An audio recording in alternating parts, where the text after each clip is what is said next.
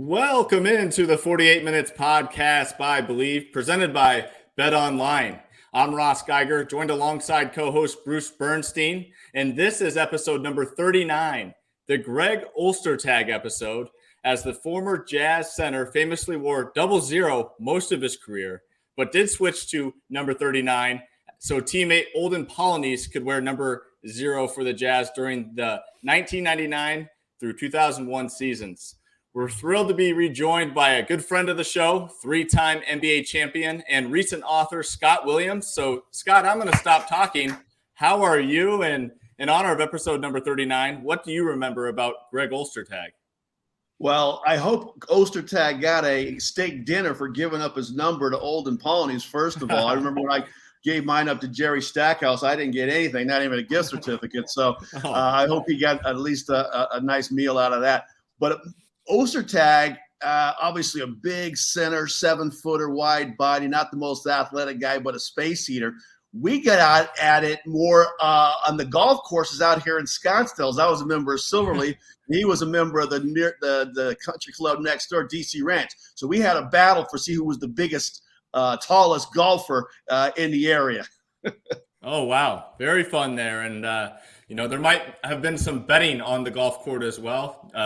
Don't have to comment on that, but just also want to let you know that Bet Online is a proud sponsor of the podcast and home to all sports bets. BetOnline.ag is your number one source for all your basketball info, stats, news, and scores. Get the latest odds and lines, including the latest player reports for this year's pro basketball playoffs. BetOnline is always your sports information headquarters this season, as we have you covered for all your sports wagering needs. Basketball, MLB, NHL hockey, right to UFC and boxing. BetOnline is the fastest and easiest way to get your betting info, including live betting options and your favorite casino and card games you can play right on your own home phone. Head to the website today or use your mobile device to get in on all the action. Be sure to use our promo code BELIEVE, that is BLEAV, to receive 50% welcome bonus off your first deposit. Bet Online, where the game starts. And with that, let's start things off with our opening tip. Bruce? All right. I never knew Greg Ostertag, but I actually had Olden Polynice do a movie review for a show I did one time. That guy was a big movie buff. Wow. So I actually sent a crew, and he reviewed a movie. The feature didn't really go too far. We did like 2 or 3 of them all together, and that was it. But Olden was one of the ones who did it. He was huge movie buff. So if you ever see Olden Polynice again, I'm sure he won't remember it. Anyway, my Boston Celtics head into Thursday's Game 6 against Atlanta, leading the series 3-2. But in Boston, it feels like they're losing. Rarely has a team gotten more breaks in the postseason than they have this year. First, they get the Hawks in round 1 instead of the Heat. As you recall, the Hawks stole the 7th seed from Miami in the play-in game, so while the percentages said Boston would have played Miami, instead they got Atlanta. Huge break for Boston, as we saw the Heat embarrass the top-seeded Bucks. Sorry, Russ. After taking a 3-1 lead against the Hawks, Boston got another break when DeJounte Murray, who was absolutely balling against the Celtics, got himself suspended for Game 5, all but dooming the Hawks' chances until Trae Young happened. So by finishing second behind Milwaukee, the Celtics will avoid the Heat and the Knicks in the second round. Another big break. And although Philly is a higher seed, they're a much better matchup for Boston. And speaking of Philly, the unstoppable Joel Embiid heads into the next round at less than 100% physically, another potential break for Boston, if they even manage to get by Atlanta and play the Sixers. Boston's motto this season has been unfinished business. And while there's still my choice to win it all, there's plenty of unfinished business left with the Hawks. And if somehow the Celtics don't advance, they have only themselves to blame because they've gotten more than their share of good breaks, including home court for the rest of the playoffs. Unfinished business indeed. That is right. Unfinished. It is as of right now, as we are taping here Thursday night. So we'll have to see how that game shakes out. Scott? Yeah, Boston's in a dogfight there in that first half and giving up 50 points. What has happened to their defense? The Celtics D needs to pick it up in the second half of that game. My early take is on Jimmy Butler. Jimmy Butler. Excuse me. Is him right now. I see what you did there. Fantastic. through the early rounds of the playoffs, averaging over 37 and a half points, leading all players in scoring average. He's done a little bit of everything defensively. He's made the big buckets when his team has needed him. Jimmy Buckets, Jimmy Butler. This guy has absolutely been fantastic. I look for the Miami Heat to keep this momentum going with a well-coached Erik Spoelstra, who does not get enough credit, in my opinion. This guy is number 5 all-time on playoff victories, 100 playoff victories, tied right now with North Carolina's own Larry Brown. So obviously he was going to surpass Larry Brown, as I think the Heat right now have a ton of momentum, and I look for them to continue to roll in the playoffs. Awesome. Well said there, Scott, and couldn't agree more. It should be fun to watch Jimmy Butler in Madison Square Garden. As for me, I just want to, go ahead and send out that friendly reminder that I warned all our listeners and NBA fans to buckle up for a wild playoffs, and wild has it been. I mean, from injuries to Kawhi Leonard to Giannis Antetokounmpo, De'Aaron Fox, to the Knicks in 5, and even as of recently, the Heat in 5. We've got a lot of change in the landscape, and really kind of goes a lot along the lines of like the NBA season. I mean, this NBA season was as unpredictable as it could have been. Obviously hard to evaluate a lot of teams with the injuries and, of course, the problem with load management. But now we have unforeseen injuries, teams starting to find their groove at the right time that weren't necessarily up there in the standings. And I think we're going to continue to see a lot of upsets in this that are very similar to a March Madness type NCAA tournament. So really excited to continue to watch this and obviously break it all down with you guys here tonight. So let's get into the big order of business here in the first quarter as the Bucks go down in flames very quickly as Miami brought the Heat in the big round 1 upset. And Bruce, I'll start with you. What were your big takeaways seeing that the Heat pulled out that pivotal Game 5? Jimmy Buckets was a force of nature in this series, period. The closest we've seen to a Michael Jordan / LeBron James type of performance as far as leading a team. This guy has swag out the wazoo. So I would just say, Dylan Brooks, you wish you had swag. Please take note, Dylan. That is what swag looks like. Scott, I was just going to say, Scott, you're former Buck and head coach. Wholeheartedly of what Bruce has just said, and I want to add again, the coaching element, having a team buy in and believe that an 8th seed.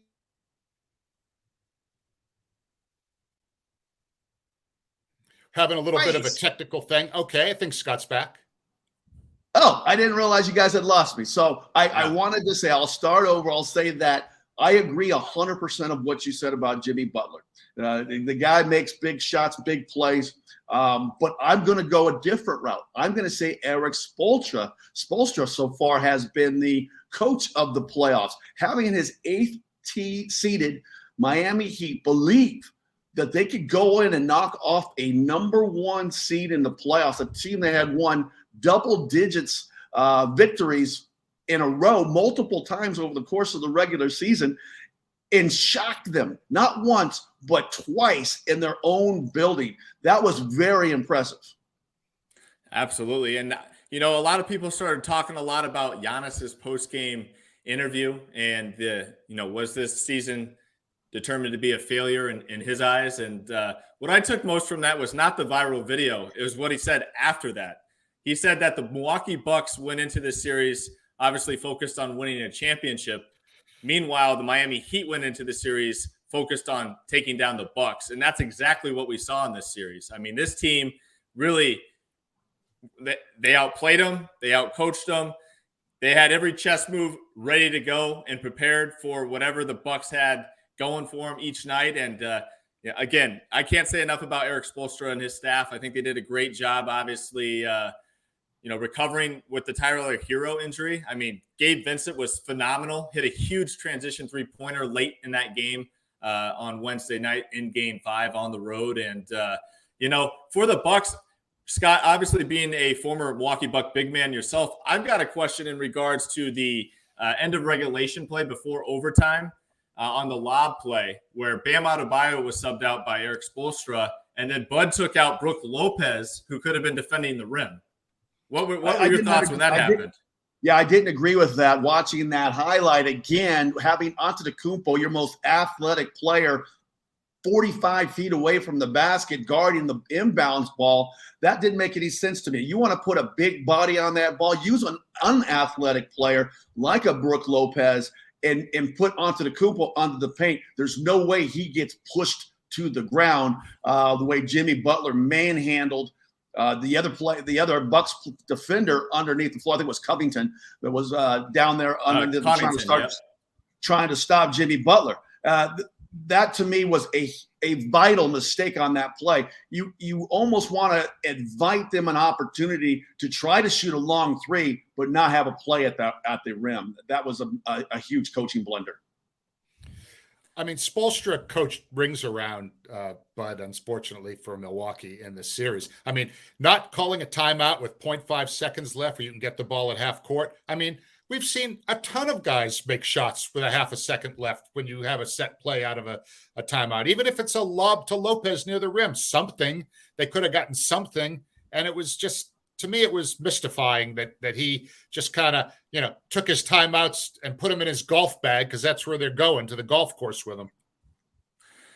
And the league came out today in regards to whether or not Jimmy Butler pushed off, and they actually said they missed the call, and it was actually a foul on Connaughton. So that could have been a 3-point play that would have ended things right then and there.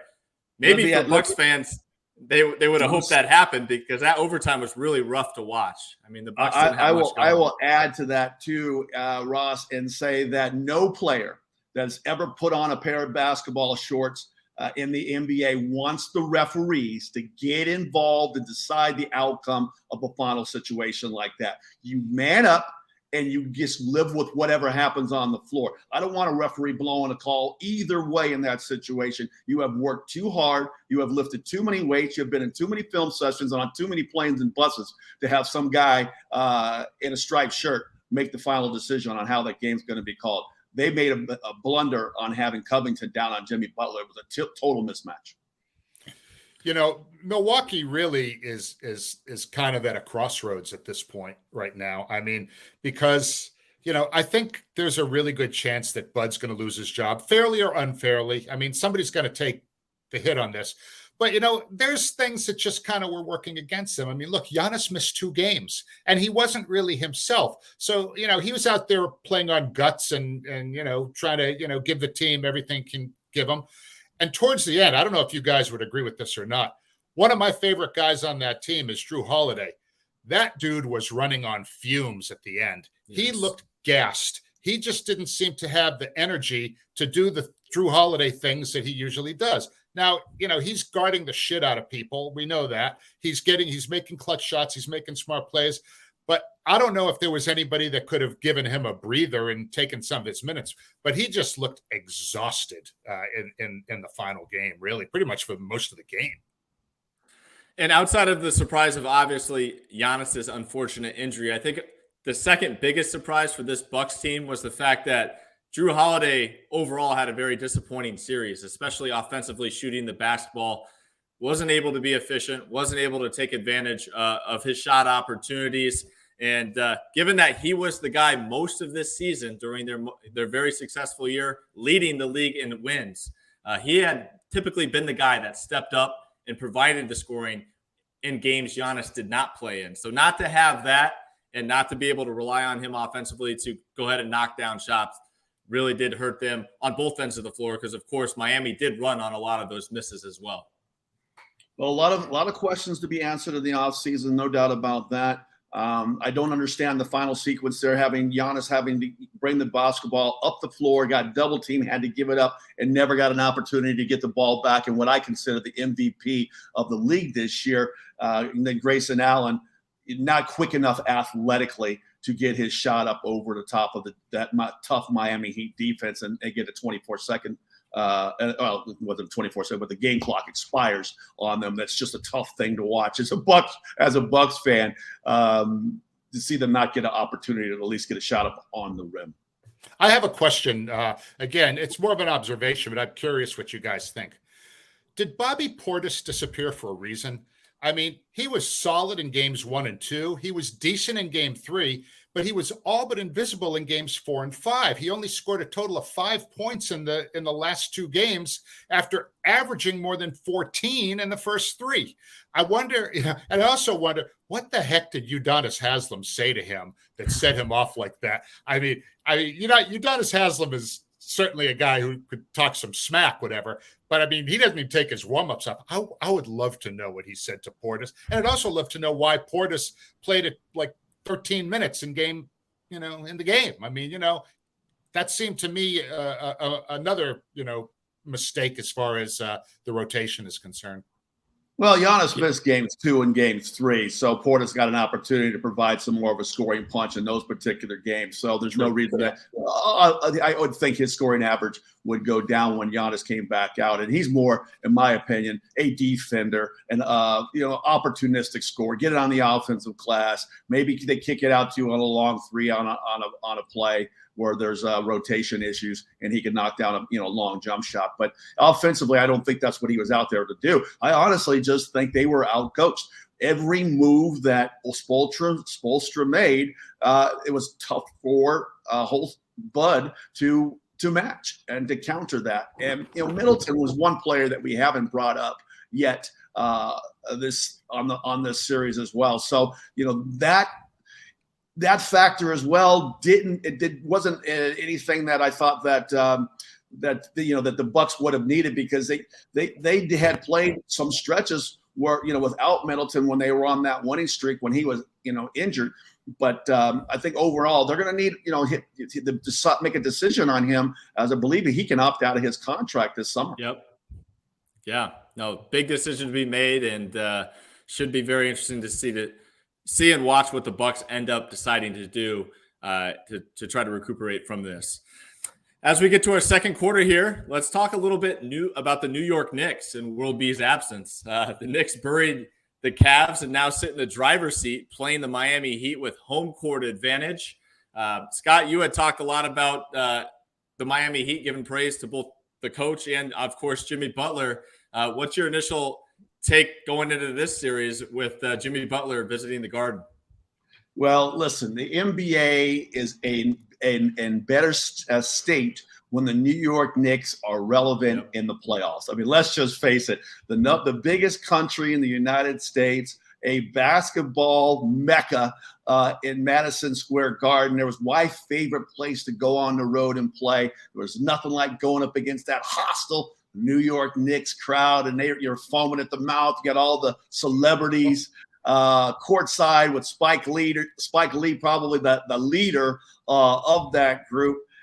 I think that's going to be a fantastic series. Obviously, the Knicks are playing some good ball right now, flat out embarrassed the Cleveland Cavaliers. You guys can get more into some of the player matchups, but Thibodeau, this guy has been around for a long time. He has gotten his team, much like Spoelstra. I think he will be able to make adjustments and match the coaching of Spoelstra. So that's going to be a wash. But I'll let you guys wax more poetically on what you see on the court from the players. I was listening to Gus Johnson a little bit. He started calling Jalen Brunson the Brunson Burner, which is like, that is a classic nickname, boy. I'll tell you what, as far as like nicknames go, that's on the short list of great ones. He is the straw that stirs the drink for that team. He gets into the paint. He breaks down the defense. He can score. He can dish. He's crafty. Donovan who? Yeah. And let's not, fail to mention here, Jimmy Butler has quite the relationship with Tom Thibodeau, the New York Knicks head coach. Obviously was drafted to the Chicago Bulls when Thibodeau was coach, and then also, traded there when he was the head coach of the Minnesota Timberwolves. So, Tom Thibodeau is definitely a huge fan of Jimmy Butler, and it'll be interesting to see how he decides to try to tame him here, as he is the hottest player in the NBA right now. I mean, obviously he's putting up some major numbers, putting the team on his back, leading that group. And, what I'm looking forward to the most in this series is probably just the historic history. I wish World B was here to elaborate on it, but of course they've had some nice run-ins in the past, back in the 90s, even 2000s with Allen Houston. So we can just add another one here, a new chapter to that Miami Heat New York Knicks rivalry. Scott, do you have any memories from those? The one that comes to my mind is Jeff Van Gundy's draped around Alonzo Mourning's ankles in a brawl situation that happened in front of the New York Knicks bench. Is always a classic moment in NBA history. Van Gundy trying to get out there with the players and break up a fight. So that one comes to mind. But those guys that you had mentioned, that from between the 90s and the 2000s, they have had some battles in the playoffs. I think it'll be a big, strong, physical series. And it's odd now because the Knicks have gone maybe from being the underdog against the Cleveland Cavaliers to being and embracing that role.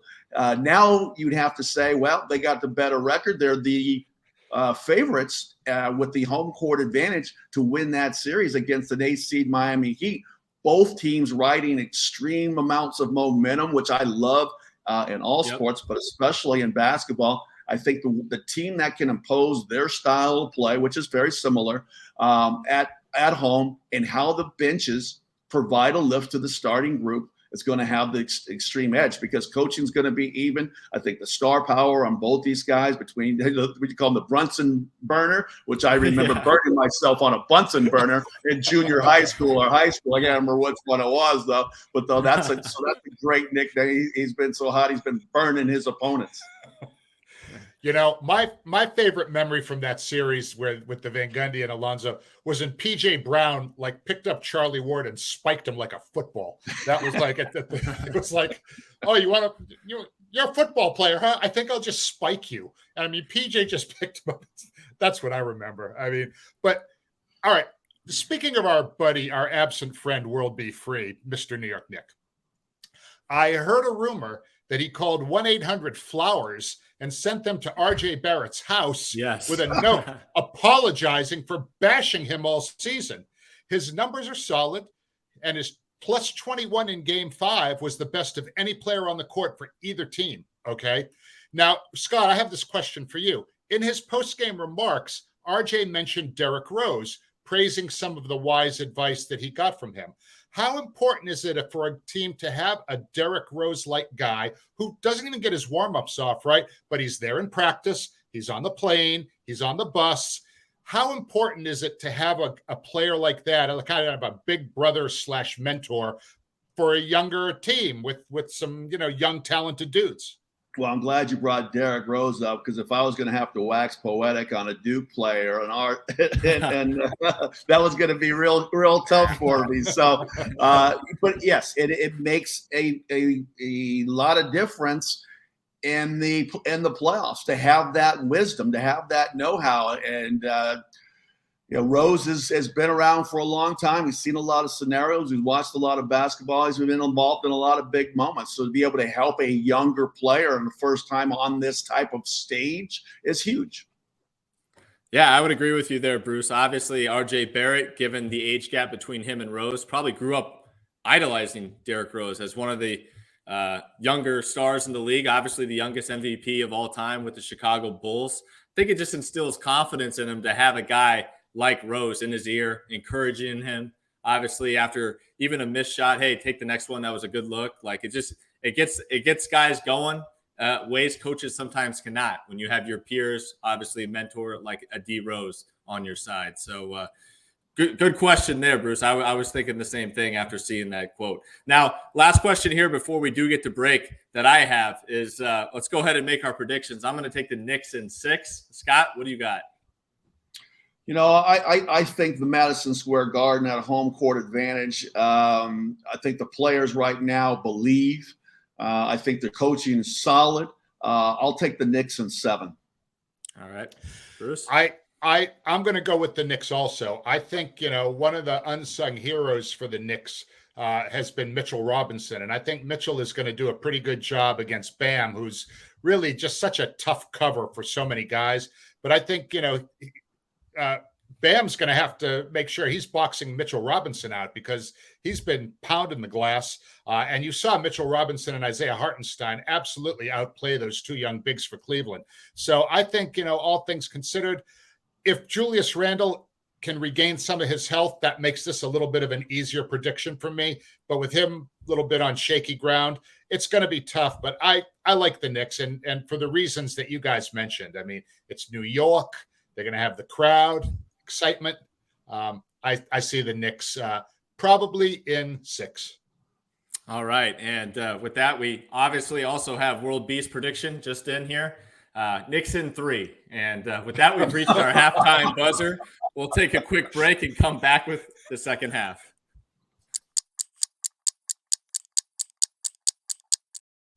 And we're back with the start of the third quarter.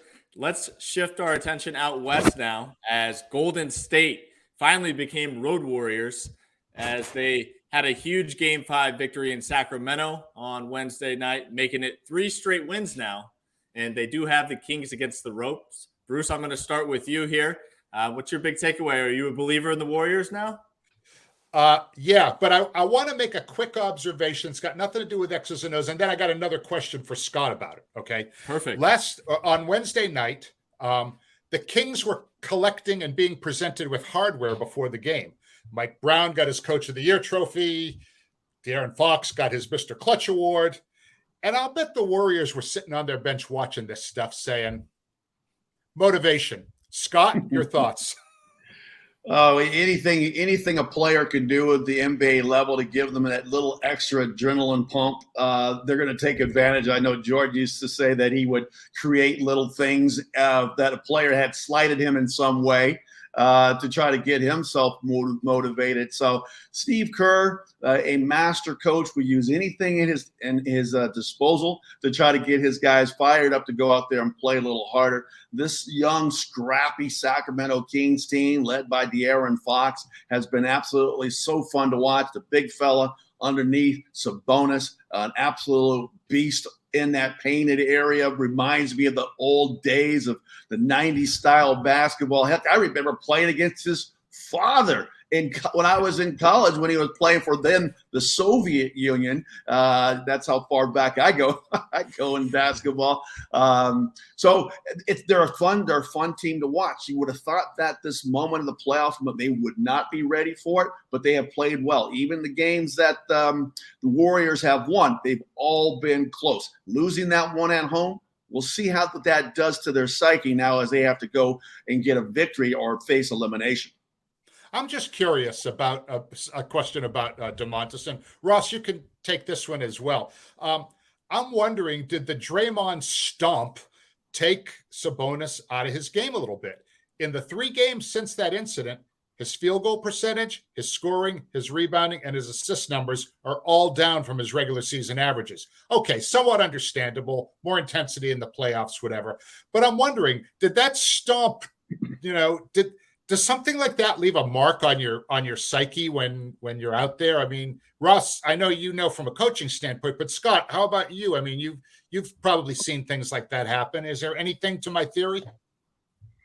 I'm not 100% sure that it has damaged his psyche. Obviously, you talk about a guy like Steve Kerr and mentioned Eric Spoelstra being with 100 wins. I think Kerr's right behind him with either 99 or 98, right? These guys have done so much to minimize an effectiveness of a player. They're throwing different looks at them, whether they're going to double team him from the top, from the side, on the dribble, on the catch. So they're giving him some different looks and making it more challenging for him, no doubt, pushing him off his favorite spot, pushing him away from his strong and dominant hand. I don't know. I can say that the Draymond stomp is a direct result of that. I will say that the coaching staff has done a great job. That brain trust they have on that bench is phenomenal. Yeah, I think I would tend to agree with Scott there. I'm not so sure if that moment would have played a pivotal piece and why he has struggled a little bit. I think it's more so just the Golden State Warriors understanding the concept of gang rebounding, obviously knowing they're undermatched down low against a guy as big and strong and as dominant as Sabonis is on the board. So they've been very good about staying mindful in regards to that. And let's face it, again, this Warriors team knows if they go ahead and produce a stop and they get the rebound, it's a long outlet and it's a wide open three-pointer for someone on the other end. So they're obviously motivated to go ahead and get that one and done rebound as well. So they've done a tremendous job. Big win. As someone, much like it sounds like Scott is, I'm rooting for the Sacramento Kings, but I do think they are going to fall short here on the road in Game 6 because I think Steph Curry and the Warriors smell blood. You know, it's funny. Steph and Draymond, you know, they get most of the attention. But Andrew Wiggins, Klay Thompson, and Kevon Looney have been great in this series. Klay finally looks almost like himself again after recovering from his injuries over the past 3-4 years.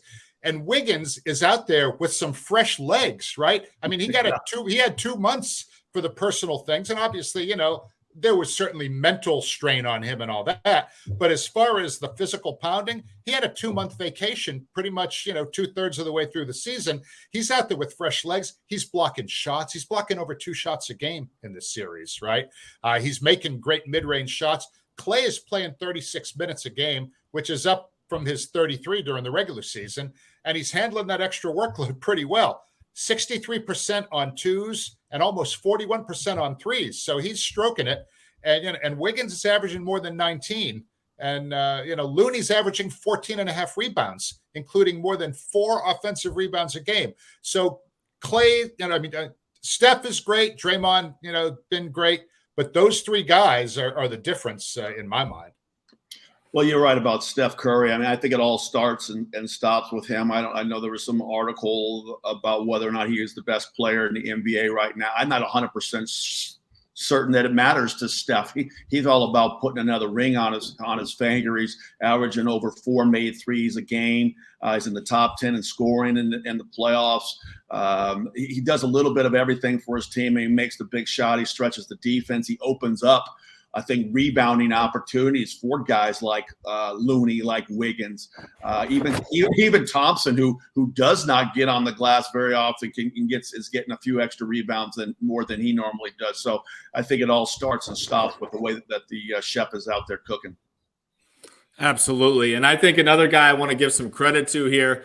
Obviously, De'Aaron Fox's status going into Game 5 was up with the left index finger at the top of it being fractured, not knowing if he'd play or how much he'd play. That dude balled out. I mean, he gave it his all, played 41 minutes, which was a team high, 24 points, 9 of 25 shooting. I mean, this guy went out there, gave it his all and gave his team a chance. And at the end of the day, that's really all you can ask of the guy. And I was a little nervous whether or not he'd even play and suit up, just not knowing how bad it was. But were you guys surprised to see him jack up 25 shots and dish out 9 assists? Like it seemed like the fractured finger didn't bother him. Well, he seems like a superstar to me. I thought this was what we would see from this kid from day one in the NBA. I know he was on that, the losing end on a lot of teams there. They were trying to struggle to find out what the right coach for him was going to be. Mike Brown has done a fantastic job with this young team. Obviously, Coach of the Year this year, well-deserved for Coach Brown. I had a chance to spend a lot of time with him for 2 years in Cleveland as I was the broadcaster there, the way he motivates and encourages young players. He got the Cavaliers to the NBA Finals, and he's doing a great job with this young mix that he has out there in Sacramento. I'm with you, Ross. I just think when the lights are the brightest, the stars figure out a way to get it done. LeBron James doing it with the Lakers, has his team on the verge of advancing to the next round after a slow start against Memphis. Now, Steph Curry coming back from that 0-2 hole that they were down in to win 3 straight may have snatched the confidence from this young Kings team.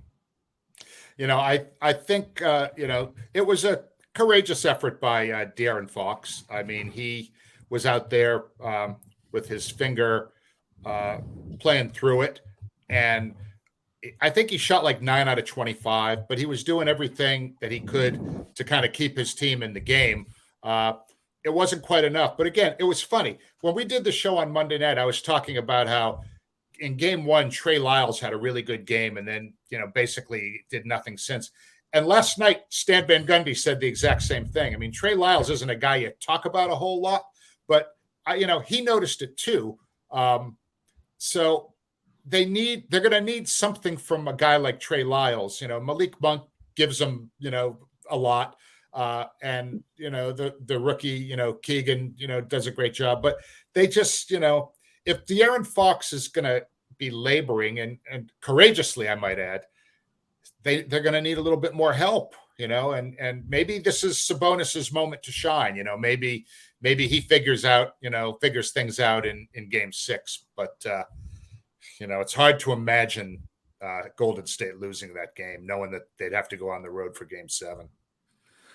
And speaking of Sabonis, the one thing that surprised me looking at the box score here, of course, I was locked in most of the time on the Milwaukee Bucks game there. No surprise to any of you guys. But I thought Sabonis would have more assists. He only had 4 assists in this game. And with De'Aaron Fox obviously on the mend with that hand, I thought a little bit more of the offense might be ran through Sabonis, elbow catches, even down low in the post and doing some split actions up top.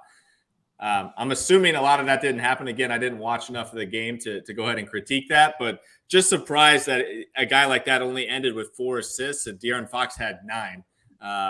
And Fox's first game back with that broken finger. So, maybe that could be another look, is trying to run that offense a little bit more through Sabonis and getting some of those Kings wings off the ball.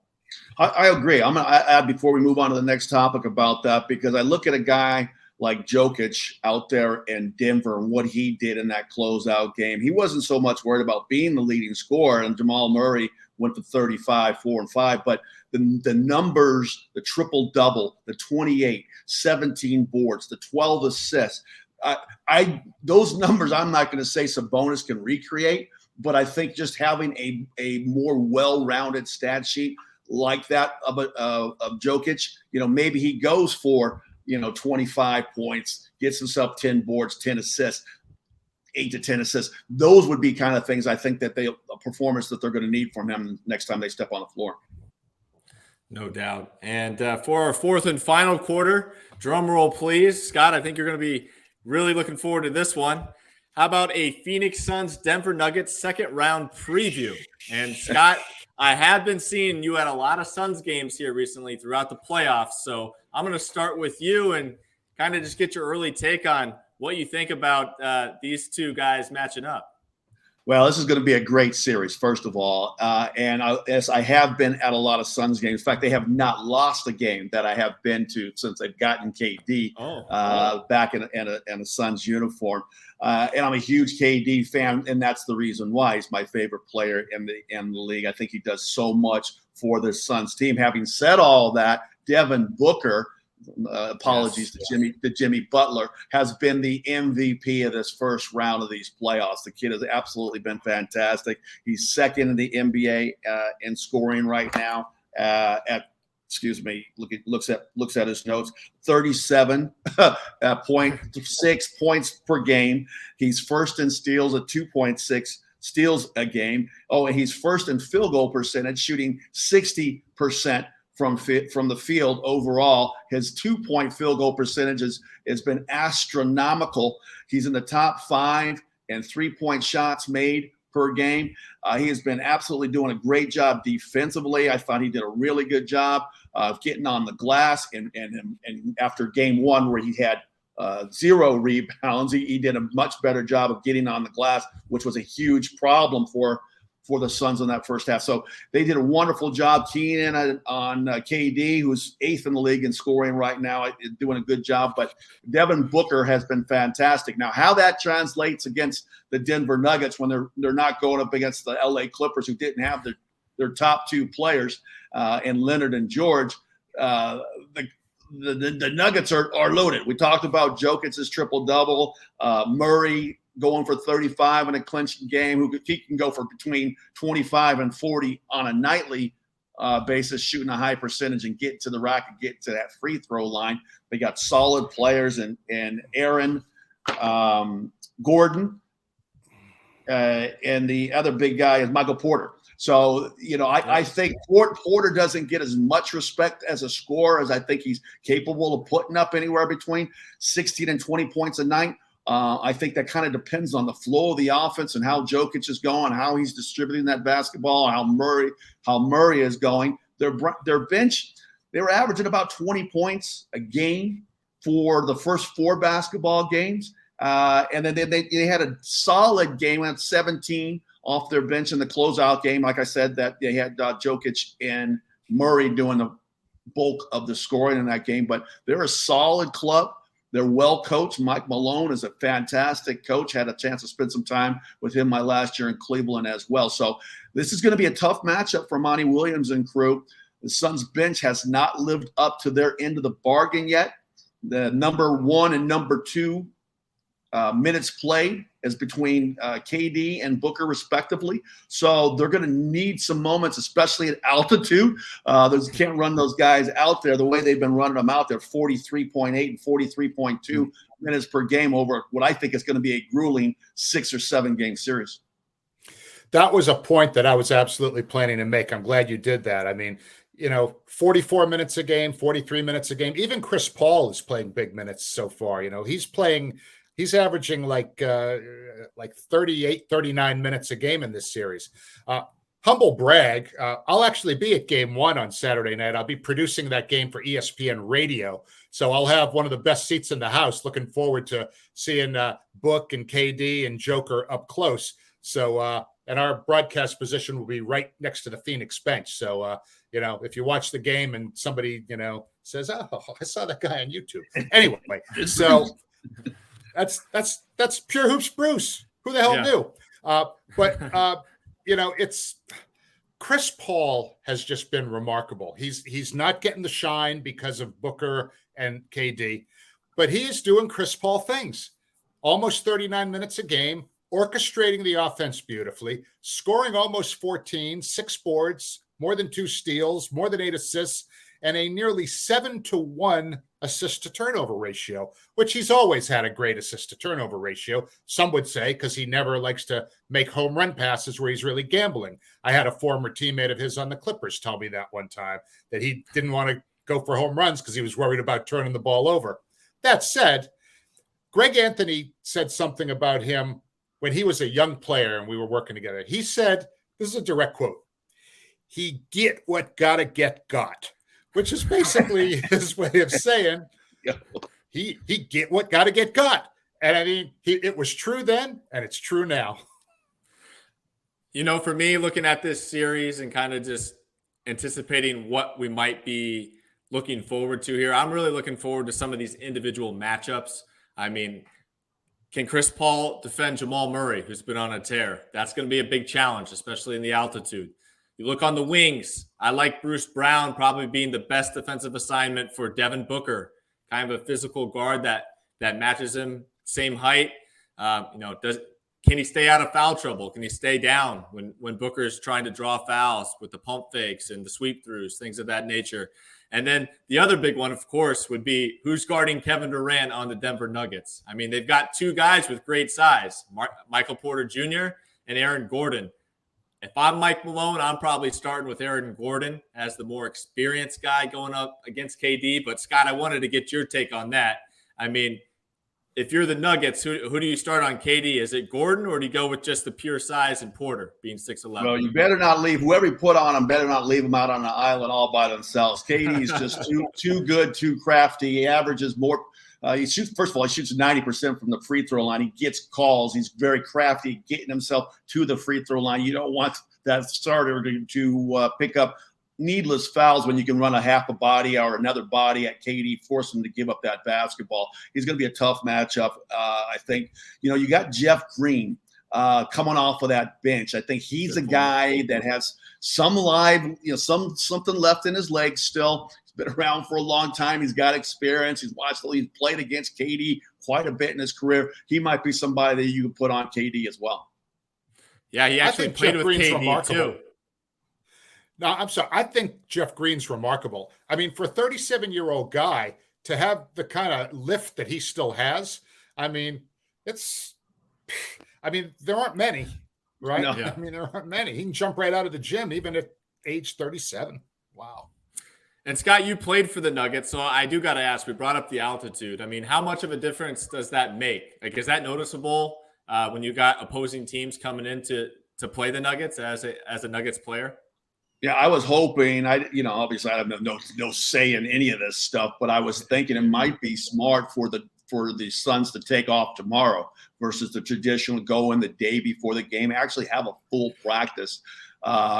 What they're going to do. Obviously, they're not going to be doing any banging, but to go up, get some run in that altitude. 5,200 feet's a little different than playing down here. What are we in the valley? About 2,000, something like that, 1,800. It has an effect on your lung capacity. Your lungs burn a little different when you're competing at that high level, which you have to obviously in the playoffs. So having players you can get used to it.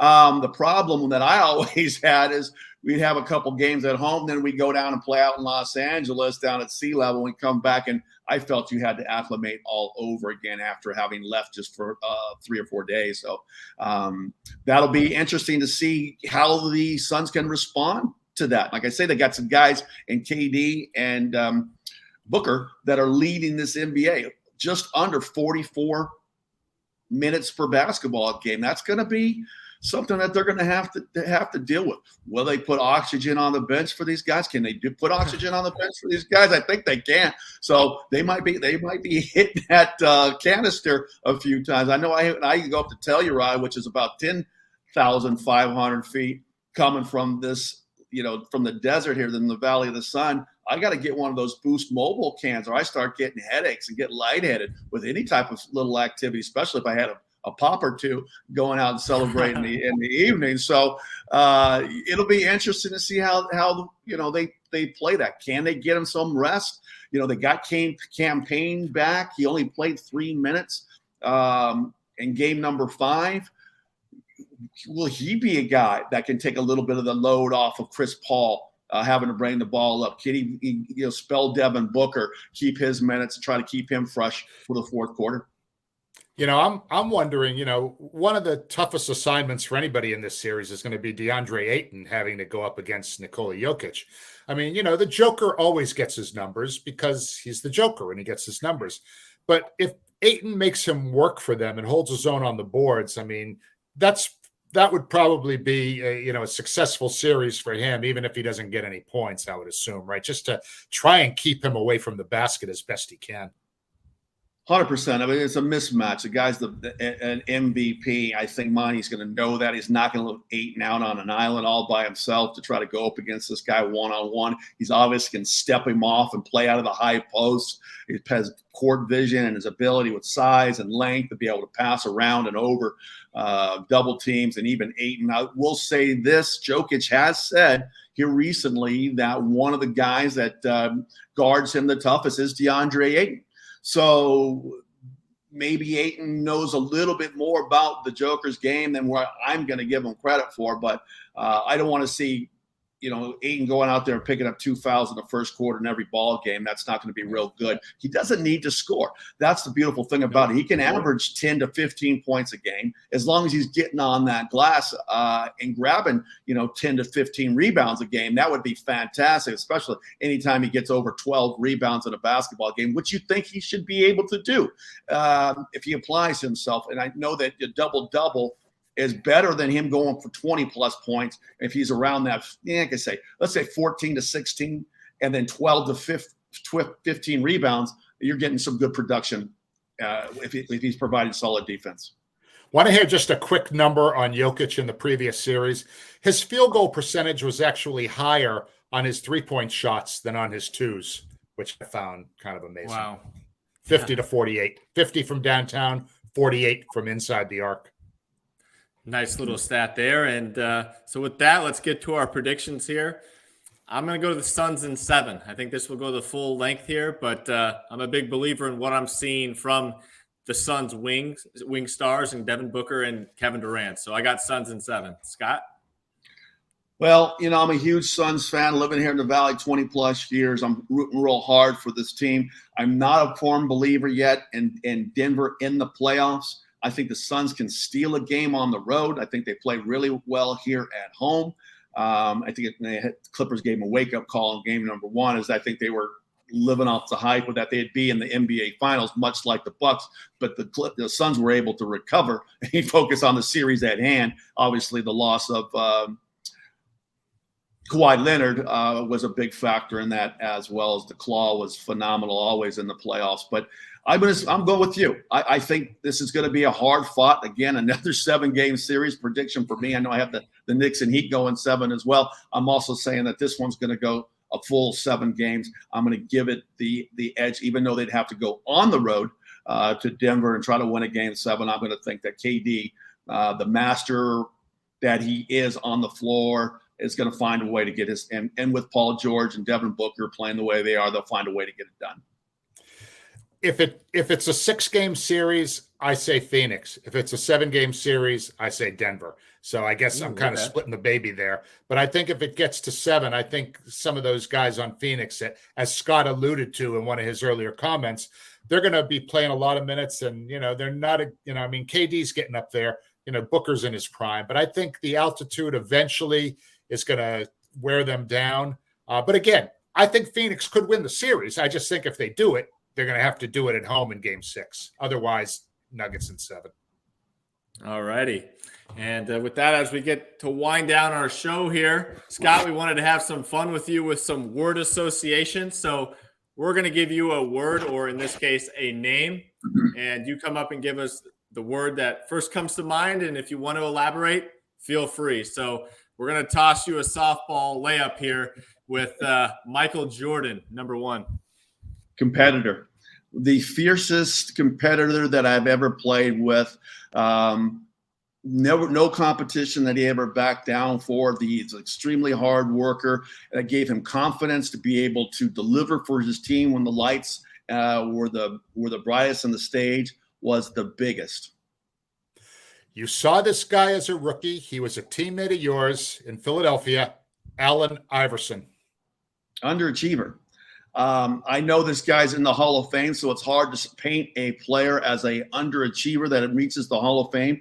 But I think that was ultimately his number 1 goal, especially when he was a young player with me. He cared more about his own success and his own legacy than he did about the team's success.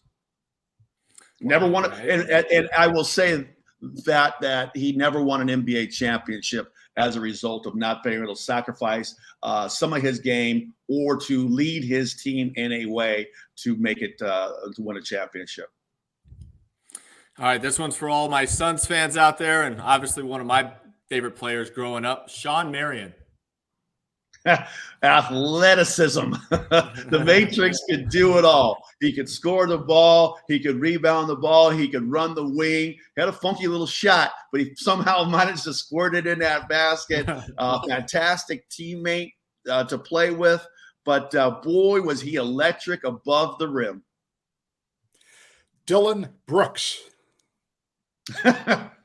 Mouthy. I think this kid needs to learn how to shut his mouth and go out there and just ball. He woke the sleeping dragon and LeBron James. His team would have had a much better chance, I think, of getting to that next round had he not poked the bear, as he says. As much as Michael was a competitor, so is LeBron James. He does not care about being as dominant the way that Michael Jordan was, where he gave his opponents fear on a nightly basis and ripped their confidence from him. But when you poke the bear and you get LeBron to find that gear, I think Dylan Brooks found out what that's all about. Well said. All right, last one from me. A little bit of a curveball here. Victor Wembanyama. Different. I don't know if I've ever seen a player with that height and overall skill package. And I don't know the player from other than the highlight reels, guys. So I've never sat and watched this guy play a whole basketball game. But what I see from the highlight packages, and everyone's got a highlight tape. Yeah, I look good on a highlight tape. Let me just show you that. I'll share that one with you guys off air. But what I see from this kid's ability at a young age to have so many different skill sets, passing the ball, bringing the ball up the floor, the jump shot from inside, outside with touch around the basket, finishes, what I would consider, he's thin. I'm not gonna say with power of a Charles Oakley, but he finishes the way a big should finish around the painted area. He's cat quick. I remember a player that's 7'5", that could do those types of things on the basketball floor at such a young age. I mean, Hakeem Olajuwon had all those types of footwork. That he's got the length of a Sean Bradley, but a desire of a Kevin Durant. So this is going to be a game changer when this guy finally gets to make his NBA debut. I'm looking forward to it. I had about 3 more that I wanted to ask you, but I know we're running short on time, so I'm going to limit it to one. I'm taking you back to Chapel Hill. Dean Smith. Coach Smith. Yeah, boy, I tell you, that one chokes me up a little bit. There's so many things that come to mind when you mention Coach Smith, and I'll just say decency. The man, for as much as he cared about winning basketball games, he was a decent man, not just from coaching his players, but being civic minded, sitting in on sit-ins in the 60s with black students, not players, black students in Chapel Hill, integrating restaurants, strong Christian man. The decency, I think, factor for me that makes the thing that I remember most about the love that he had for all of his players, the decent man that he was, the pioneer, I guess, in coaching. Obviously, the success in the Hall of Fame will go along with that. But I get choked up thinking about how he changed my life. I write about it in my book, Through the Fire, that's available on Amazon. All right. And so I was ready to give up on some of my goals and my dreams after the loss of my parents, and he would not let me. And that was something that I'm always be indebted to him. Can I just ask one more quick question about Coach Smith, Russ, before we say goodbye? Of course. Brad Daugherty had told me, and I think it was pretty well publicized, he left all of his former players a check. Did you frame the check? Do you still have that? Is that behind you on that wall there? I don't know if I can get it in there. Yes, but the letter from Coach Smith from his estate, along with the check for $200 and a couple of his basketball cards. I don't know how I found. I didn't even know Coach Smith had basketball cards, but I had them all framed, and I take them wherever I go with me. But he loved, like I say, when you were a varsity player, whether you went on to be a businessman or a NBA ball player, he left us with a little something to know that even as he was passing, he was thinking about us, wanted us to go out and have a steak dinner, maybe a glass of wine on him for what we did for him. But it was he that did so much more for all of us that we can never repay him for the lives that we've been able to live because of the things that he taught us in Chapel Hill. That's beautiful, Scott. Thank you for sharing those thoughts. I can see from your emotions how touched your life has been by him. Awesome stuff, Scott. I want to thank you for sharing that story as well as having some fun with us here. Once again, your book is out now. Obviously, I've seen it in a few bookstores here in the Valley around Phoenix, but how's everything going real quickly on that? And if you want to plug how people can go ahead and find that or where they can find you online, where I'm sure you promote it. Yeah, the book sales are going good, Ross. Thanks for asking. Had my first book signing of my life, which was a weird feeling. I was so nervous that nobody would show up, but signed copies of the book for 2 hours straight in Chapel Hill, which was a bit of a layup, actually. So we'll see how we go from there. But it's in Barnes and Noble here at Scottsdale in the 101. Probably shortly at Desert Ridge out here in Scottsdale. Looking to do a book signing and card signing in Chicago this weekend. So that's going well, but it's available on Amazon.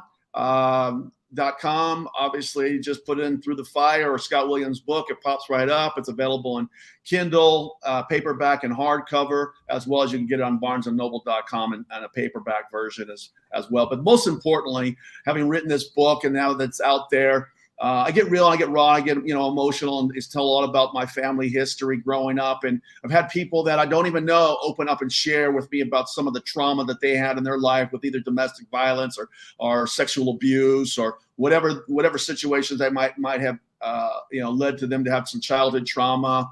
And then that's been great, trying to hear these stories and connect with people and let them know that they're not alone, both my age and much younger than me. So that's the biggest thing now, keeping people mental health. It used to be looked at as a sign of weakness in the 80s and the 90s, and now people are doing a better job of trying to recognize and step in and help people that have issues with trauma, so they can get some help and not lead them to a path. Because I've had some dark days. I know what those feelings, they start creeping into your mind, and depression and everything else take hold. And I was lucky to be in Chapel Hill during that time with Coach Smith and having the lock in on practice. That was kind of my therapy. But people need to realize like they're not alone and that they can get help. Awesome. Happy to hear things are going well with the book. Congrats again. Really excited for you sharing your story, and hope our listeners will go out and purchase a copy and go ahead and support that. So with that will do it for this edition of the 48 Minutes podcast by Believe, presented by Bet Online. Want to again thank Scott Williams for joining the show here on 48 Minutes. Scott, you're welcome anytime, and we will be back with all of you next week to be sure you're up to date in 48 on all things around the association. Have a great weekend, everyone.